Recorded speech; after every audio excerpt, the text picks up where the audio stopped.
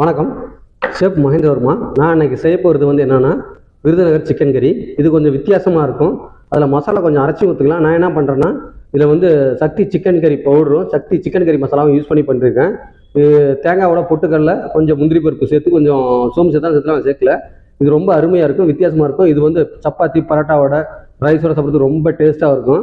இதை உங்களுக்கு எப்படி நீ செஞ்சு காட்டுறேன். இன்றைக்கி கோழி கறி பண்ணுறதுக்கு நல்லா அண்டி சூடு பண்ணிட்டு 500 ml கடலெண்ணெய் சேர்த்துக்கணும். கடலெண்ணெய் நல்லா சேர்த்துட்டு எண்ணெயை நல்லா சூடு பண்ணிக்கணும். எண்ணெயை சூடு பண்ணிட்டு 2 கிராம் பட்டை லவங்கம் ஏலக்காய் 1 கிராம் சோம்பு சேர்த்து நல்லா பொன்னிறமாக வதக்கணும். நீளமாக நறுக்கணும். பெரிய வெங்காயம் 2 கிலோ வெங்காயத்தை நல்லா நறுக்கி வச்சுட்டு நல்லா வறுபட்டவன பட்டை லவங்கம் ஏலக்காய் 2 கிலோ வெங்காயத்தை சேர்த்துக்கணும். வெங்காயத்தை போட்டு நல்லா வதக்கணும்.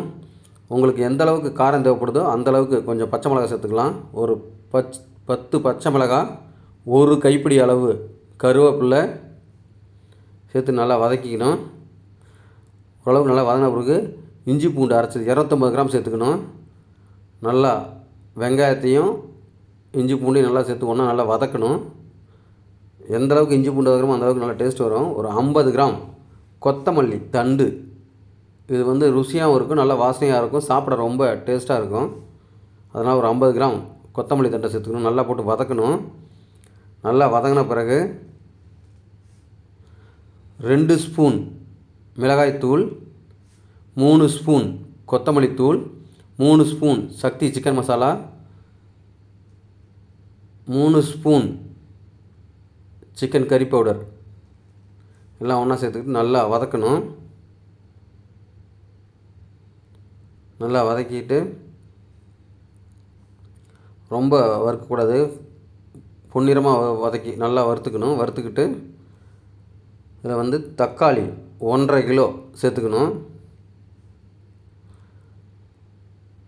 தக்காளி நாட்டு தக்காளி தான் ரொம்ப அருமையாக இருக்கும் டேஸ்ட்டு.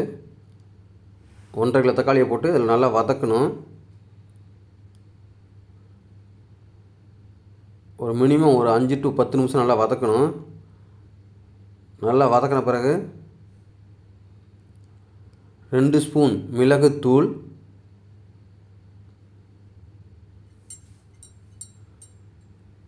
நல்லா வதக்கின பிறகு 6 கிலோ கோழிக்கறி சேர்த்துருக்கேன். இது பிராய்லர் கோழி.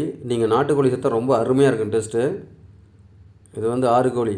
நல்லா சிக்கனை நல்லா சின்ன சின்னதாக வெட்டிட்டு கோழியை இதில் சேர்த்துக்கணும்.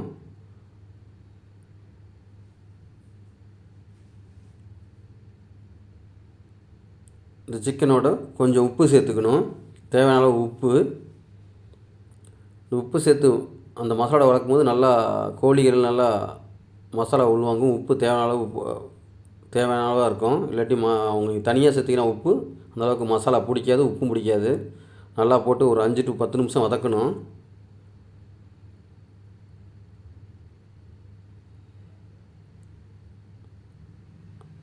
தண்ணியை சேர்க்கக்கூடாது. கொஞ்சம் நேரம் நல்லா வதக்கிட்டு ஒரு 5 to 10 நிமிஷம் நல்லா வதக்கணும். எந்தளவுக்கு வதக்கிறோமோ அந்தளவுக்கு டேஸ்ட் வரும். அந்தளவுக்கு நல்லா வதங்கின பிறகு